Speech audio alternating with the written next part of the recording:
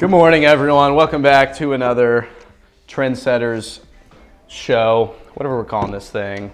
We got a lot on our docket today, but I think the first thing we're going to dive into amongst quite a few things is actually first I'm going to drink this coffee. But Carter, anything on your agenda specific for today? Give me some ideas.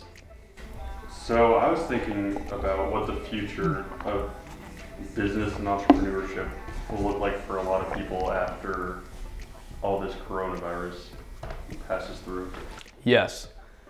Okay, so that's obviously a question that is probably a little bit over my head, and I'm definitely not qualified to answer. I don't know if anyone is, but I will give kind of my insight and thoughts into a few things. What I'm thinking about in the short term is how a lot of companies are having to pivot because of what's happening with the coronavirus, change things up, and some are adapting and evolving. And this is happening both at the small business entrepreneur level, as well as it's happening at the corporate level. And what I really love about that is that kind of builds that adaptability, that ability to quickly change and turn and stop on a dime into the culture of some of these firms. It's something that we as an agency try to preach a lot is flexibility is not the right word, but agility. That's where we use a lot. And agility can be defined as, at least the way we define it, as knowing when to put your head down and sprint, as well as when to look up, move around, dodge some things, spin move, left, so being able to practice agility, I think, is vital, particularly in agencies, as well as, now it's having to happen for everyone. So I think it's going to build that into the culture of a lot more of these companies. I also think from the small business entrepreneur perspective, look, there's no denying that small businesses are going to take a huge hit. And a lot of companies are just going to go out of business or pretty much pause everything for at least the near future, or lay off a good percentage of staff. We've been fortunate enough, as an agency to be really well positioned, thanks to really just incredible clients that themselves have figured out ways to persevere. And we've been able to support some of those initiatives, which has been incredible and really empowering to provide an impact in the market, particularly in a time when things aren't so hot right now. But a lot of small businesses are having a lot of trouble, and what it's requiring is a new level of creativity that I don't think we have seen before in terms of its requirement. Something that I've always despised in entrepreneurship and small business, and Josh Levin of Empowered Electric, we're talking about this, is how everyone's just so focused on iterations. They're trying to make the Uber for this, the Netflix for this, the app for this. And it's simply iterations of things that already exist. I think I had a post the other day about this, about creating ideas instead of iterations. And I think Peter Thiel's book, 0 to 1, highlights that best. And so do I think, now is the time for everyone to create ridiculously complex nanotechnology and who knows what, right? Probably not. Unless you're qualified to do so and have the investors to do so. But do I think you should really get creative and out of the box? Yes. And so an example would be, why not create a food business right now and run everything through DoorDash, Grubhub, and those other channels, and literally run it out of your home. Or if you can't license it out of your home, literally get an office space for, $300 to $500 a month just with a kitchen, or you don't even need a kitchen. Cook the stuff beforehand at your house, bring it the next day, and sell, call it dank food, and sell, peanut butter jelly, sell all the homemade snacks for super cheap, and undercut some of the current players that are literally, here's my big gripe against restaurants right now. And look, it is hard as hell to be a restaurant. I would never want to do that, and I'm never going to talk bad on those that are, but the lack of innovation there is just ridiculous. It's what makes you different? We have good food. It's okay, that's great innovation. But how do you actually stand out in the market? It's not being the only Cajun restaurant in Kansas City or the one of 9 Chinese restaurants that are literally just a block away from our office that all have like the exact same name. I can't even distinguish the difference when I'm ordering. I don't even know what half the menu items are. So I think what we need is like a new level of creativity, and we're really not seeing that. It's just like taking what we already have, making it easy, really not getting out of the box.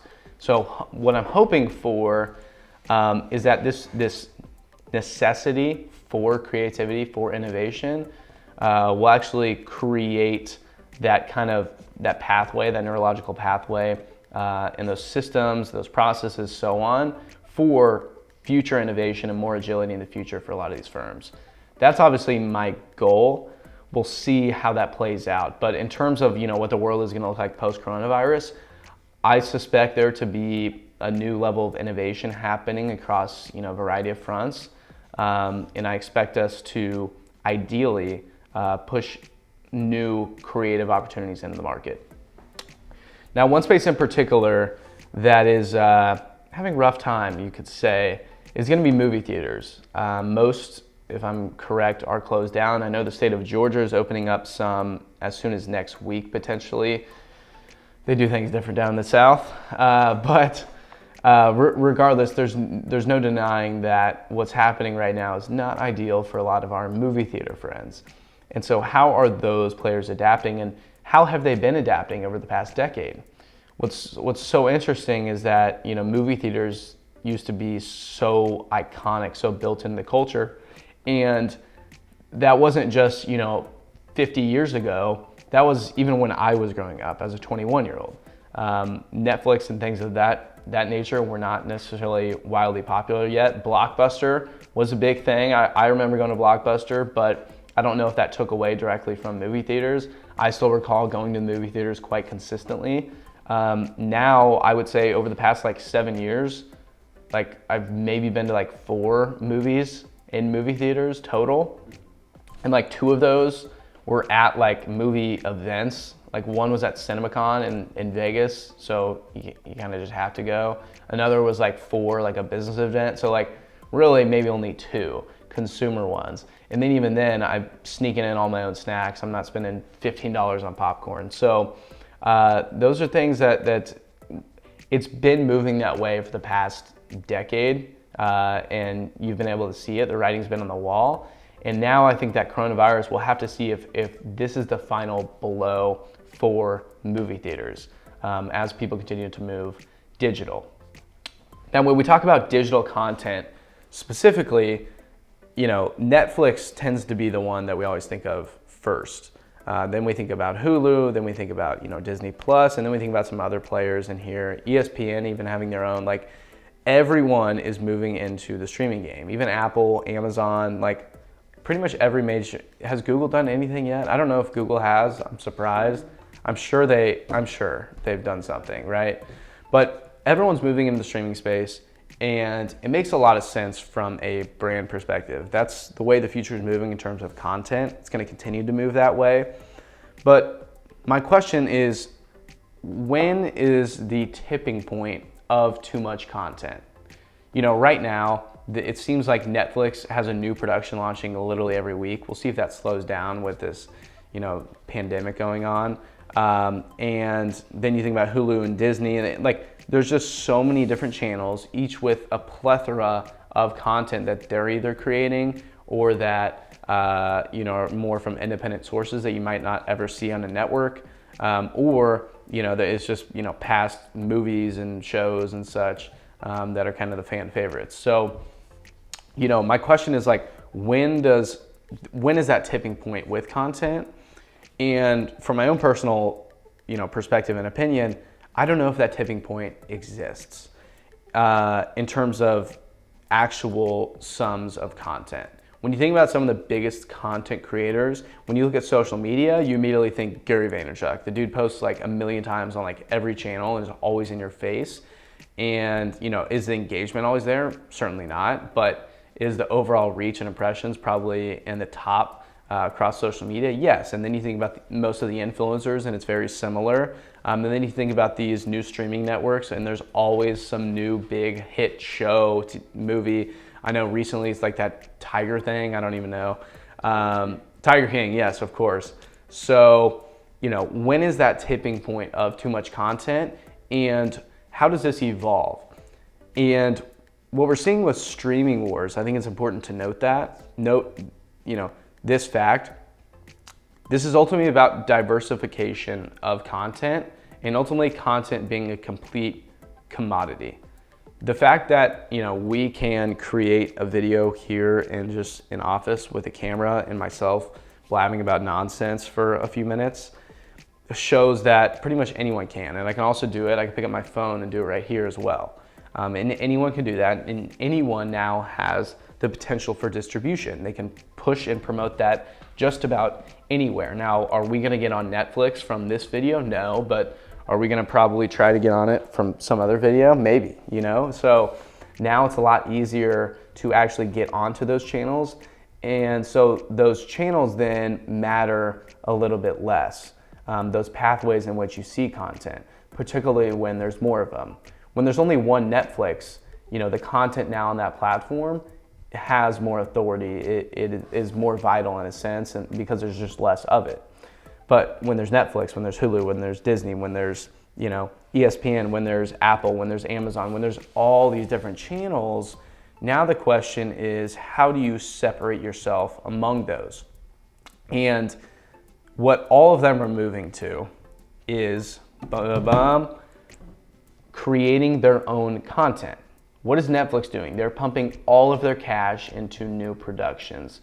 Hulu, Disney Plus, what are all Amazon, Apple, what are all these doing? They're creating their own particular content. I think Quibi was another one that just launched, that's mobile, vertical.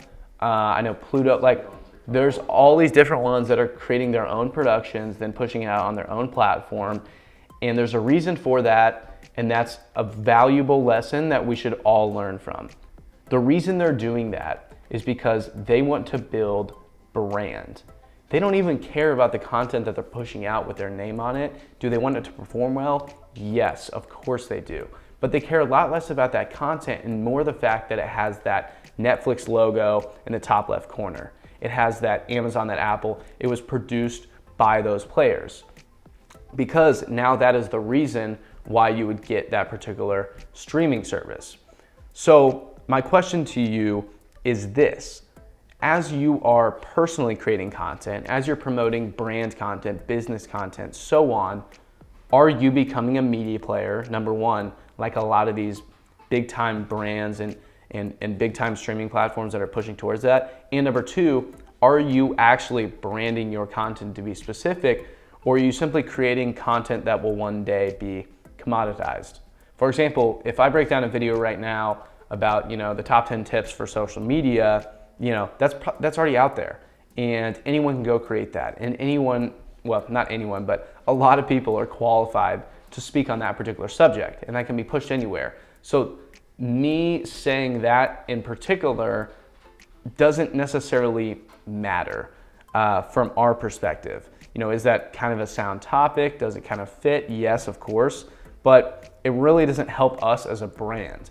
Now, if we were to do that, but include our own Trndsttrs spin on it, now that has inherent value. And so as we're creating content internally, as we're creating content for our client partners, we're always thinking about what are the slants we can give to the content to make it much more about the brand subtly and less about the content itself. Because if you can buy into the personality and the brand, then that content is inherently evergreen. If not, it will ultimately become a commodity.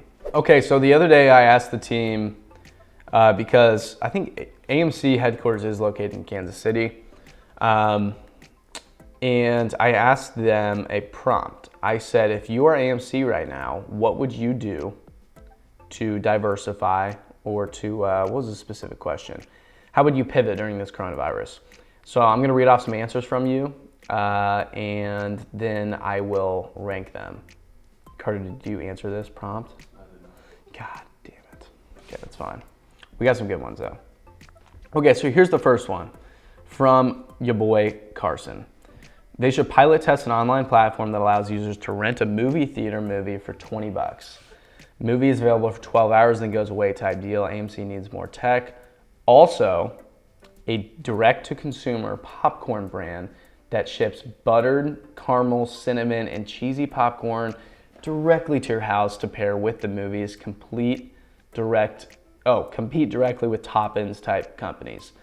Okay, so that's interesting. We got two notes from Carson. One is the movie access. I see a lot of potential for that because what is the value that movie theaters have is that they get the movies before you can get the movies. So why not just launch that? I think some of them already have that. I could be wrong. If they don't, beautiful idea, Carson. Now, in terms of the direct-to-consumer popcorn brand, that's interesting. There's certainly brand authority. I don't know, however, if they want to take that on. Perhaps they partner with, a company like Toppins, who probably has the infrastructure, and then they can just create AMC branded.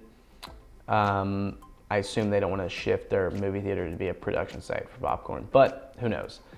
So that's my take on that. Carson, great ideas. Better luck next time.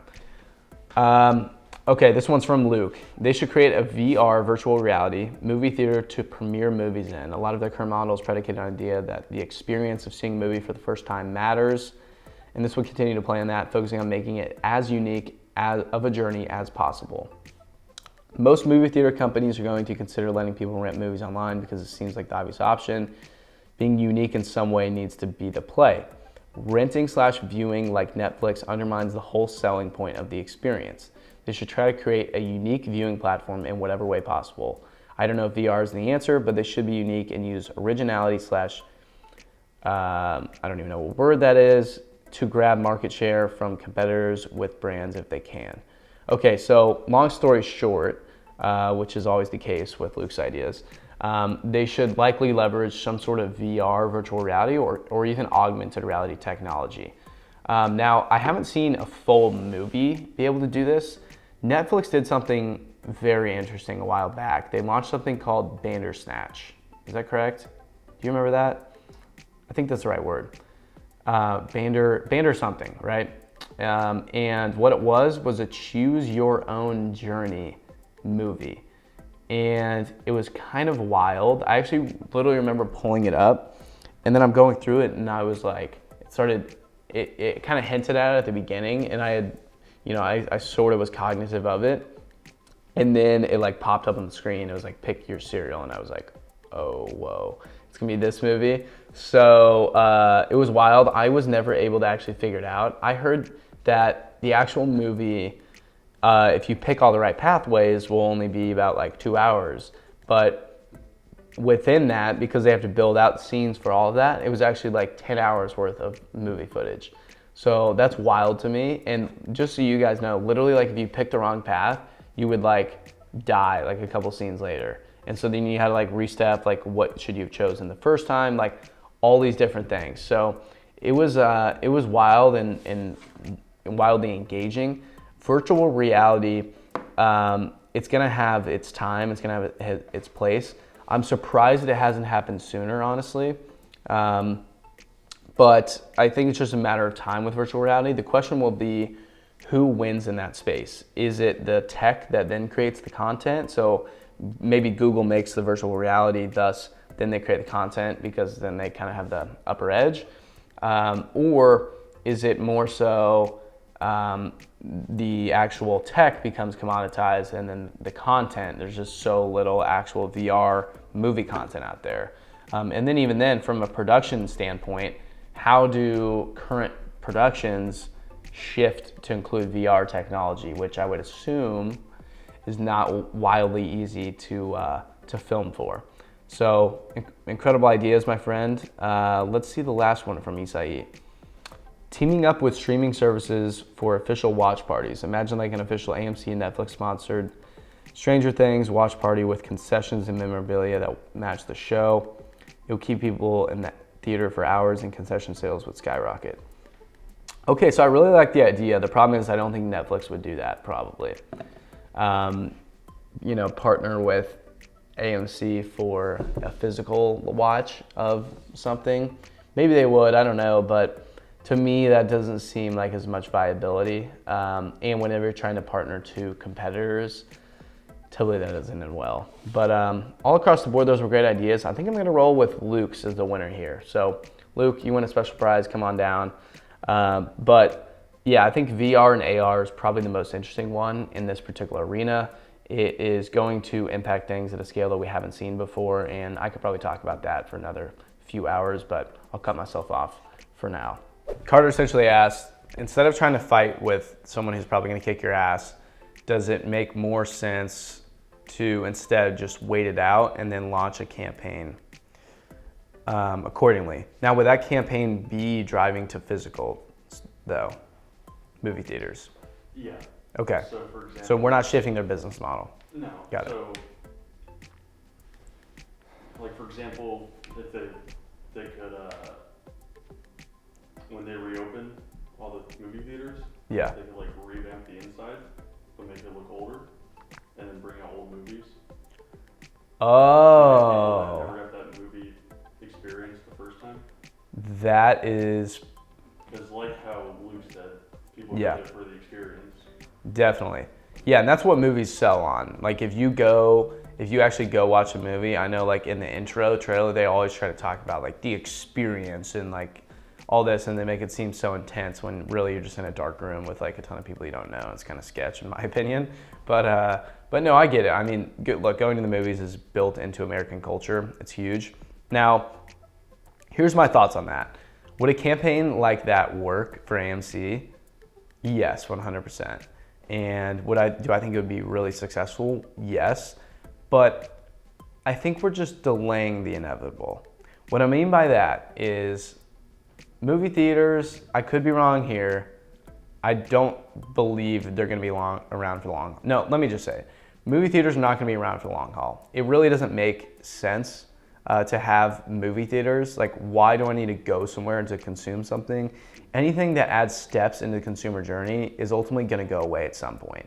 Now, are iterations of it going to exist that, there's this one that does, this, and is it gonna exist in some cities and towns? Of course, but I think overall, we would just be delaying the inevitable. So if you can't shift the business model, yes, launch a campaign like that, get your profits and get out, because there's no denying the inevitable. However, here's what I think, and I actually agree with your sentiment there.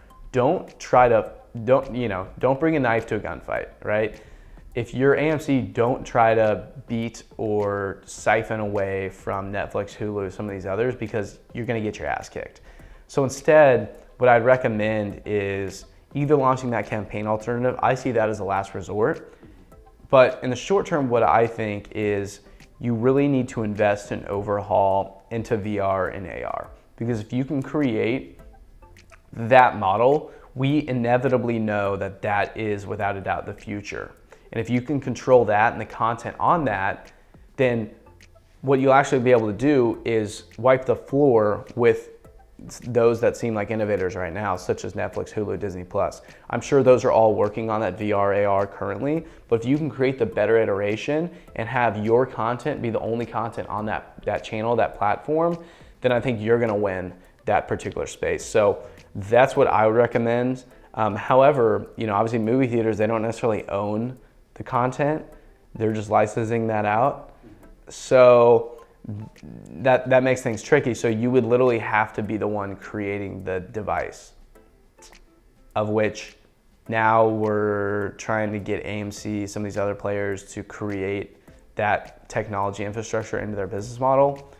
I don't know if that shift happens. So yeah, I think for actual practicality usage, what you mentioned would be a very great campaign idea, and I think we should blast that their way after this. But yeah, I think that's an incredible note and great question, Carter. Now, to kind of recap and close things out from today's discussion, what we talked about first is that content is free. It's everywhere, it's commoditized. What that means for you as an individual and your brand is that you need to be creating, or you're gonna be obsolete. The second is that your brand and the personalities on that channel matter a lot more than the content itself, because content is in fact commoditized, like I just mentioned. Now, finally, now is the time to get creative. Both if you're a large, Fortune company, as well as if you're just a small business, kind of kicking around right now, not really having much success. And for the majority of businesses that are probably somewhere in between. So on both ends of the spectrum and everywhere across the board, if you're having trouble right now is the time to get creative. Get creative, get out of the box, come up with new ideas, new solutions that will ultimately push the ball forward for the future. Thank you all for tuning in. Go like, share, comment, review us across all of our social channels. Give the podcast a subscribe, YouTube, same thing. And I look forward to seeing you next time.